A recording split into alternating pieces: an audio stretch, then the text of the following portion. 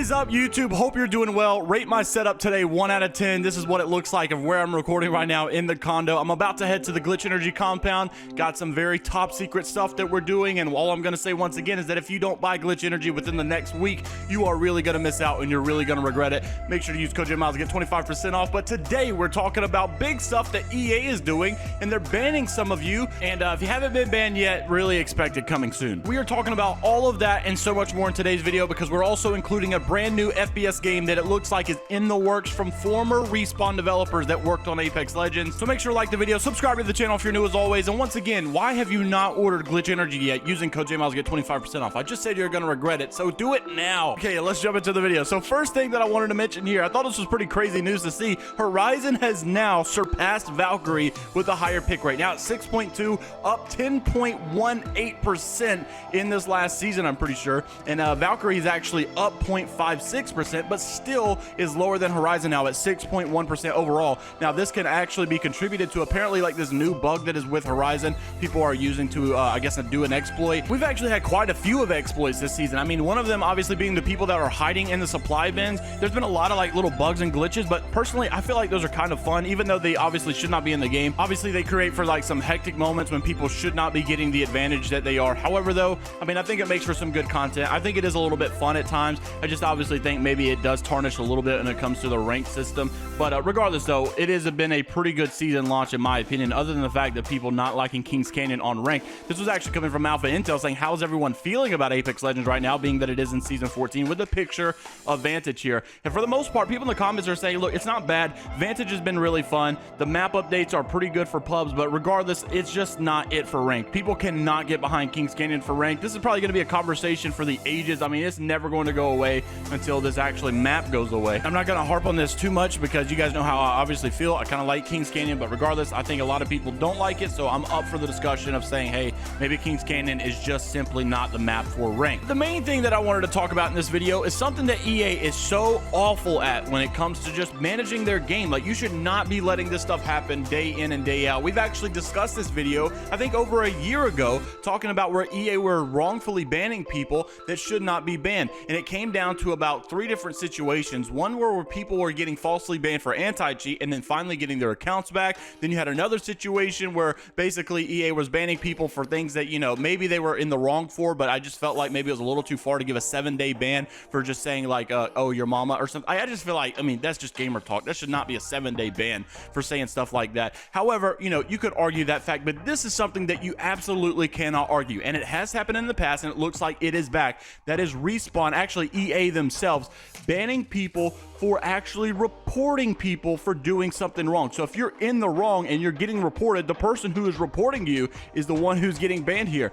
This, like I said, happened in the past, but it's happening once again. I saw this over on Reddit where someone was saying they really banned me for saying, enjoy the ban, you racist, when said to another teammate who I reported that was using racial slurs on the mic all game until he rage quit. They got this email though from EA themselves saying, we want to notify you that we have found your EA account to be in violation of our rules of conduct.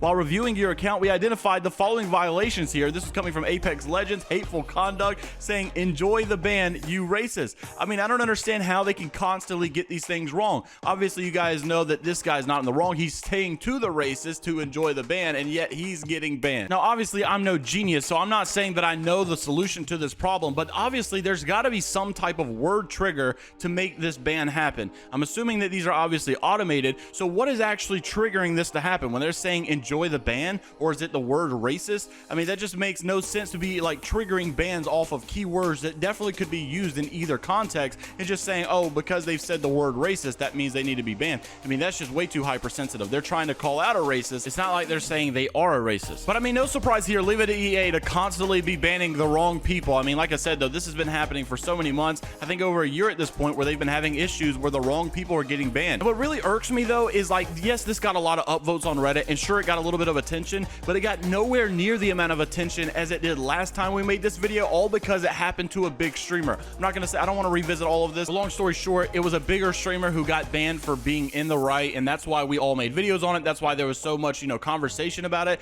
Obviously, this person who's getting banned here is not really much of a big streamer, so not a lot of people are talking about it or roasting EA for it, but this is absolutely unacceptable and needs to be fixed. This should not be happening all the time. And from what I've heard in the past, EA support is so bad at responding to people and actually being, I guess, correct and giving you the right information that honestly a lot of these people just have to wait out these bans. Now, while we're on the topic of waiting things out, let's talk about a brand new FPS game that looks like it is in the works that we might have to wait out for its release. Now, this was coming from Peak Panda over on TikTok regarding some OG developers at Respawn Entertainment for Apex Legends that did leave in the last year or so, and it looks like they were all recently together in some type of a meeting. This was on his TikTok, like I said, so roll the clip. You guys remember Jason McCord and Chad Grenier? The two former co-founders of Respawn left Respawn late 2021, but these two have largely kept what they were doing a secret. These are devs that were a part of the original Infinity Ward team that worked on the original Modern Warfare and Modern Warfare 2. They also helped bring about Titanfall 1 and 2 as well as Apex Legends, arguably some of the best FPS shooter games of all time. A few days ago, Chad Grenier posted this photo on Twitter. A lot of former Respawn staff are in this photo. This has all the signs of a new game studio. So yeah, I don't know about you guys, but I'm personally very intrigued and excited to see where this new game goes, considering that it is the OG developers for Respawn Entertainment's Apex Legends and the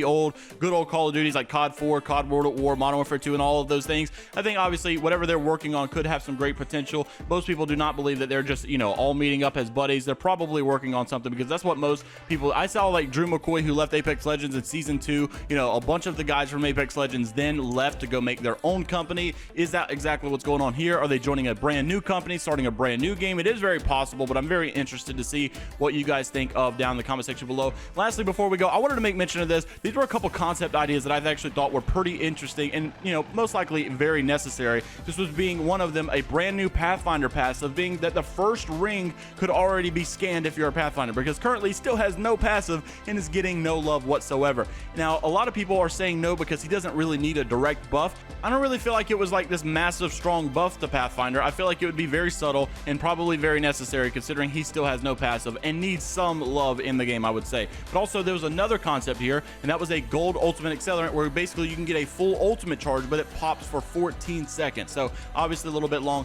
Is this something that's actually necessary though? I think it makes sense, and probably something like this should be in the game, but I don't even really know if there should be a gold tier ultimate accelerant. Maybe we should just make the original ultimate accelerant like a full, you know, like boost, but it should take like 20 seconds or something. Maybe we should just get rid of the old one and put this new one in there. Maybe give the ulti excel a little bit of a buff. Maybe that makes sense, but maybe you guys have a better idea down in the comment section below. I'm very interested to hear that as well. And the very last concept that I thought was very interesting and probably worth discussion, that being an automatic no-fill idea for habitual match abandoners. So if you're constantly leaving, or if your teammates are constantly leaving these public matches, it forces them to be locked on no-fill so that they cannot play with teammates and ruining their experience. Now, I'm very interested though to see what you guys have to say about that. Maybe it is a good idea, because I don't feel like people should be banned for leaving public matches, but maybe it's not, you know, completely fair for people that are trying to play pubs and play with the team whenever you're just, you know, hot dropping and dying and then immediately leaving and they have no third teammate to play with. It does obviously tarnish their experience slightly, but I don't think there should be any type of a ban. So maybe the no-fill requirement is the way to go. Make sure to leave a like on the video, subscribe to the channel if you're new as always, and leave me a comment down below, and don't forget to use code JMeyels to get 25% off of your Glytch energy checkout. And like I said, if you guys do not buy within the next week, you're probably going to regret it big time.